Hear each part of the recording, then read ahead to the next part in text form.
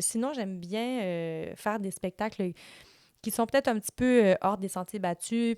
Par exemple, j'en ai fait 2 fois pour le Festival Montréal Baroque, des genres de cabarets ou de...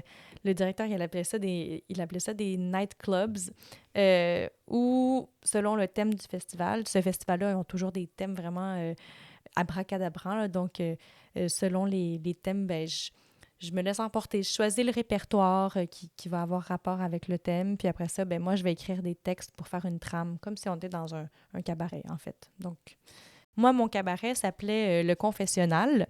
Et puis, c'était dans un café-bar. Puis, on était un petit ensemble. On était 5 musiciennes. Et le confessionnal, donc je parlais des péchés. Je faisais de la musique qui parlait des péchés, puis tout ça. Puis, j'avais écrit des textes vraiment basé sur le sujet, là, mais à saveur humoristique. C'était pas du tout par rapport à Jésus. Puis c'était pas un vrai confessionnal, là, mettons. Je serais pas allée dire au curé exactement ce que j'ai dit dans mon spectacle.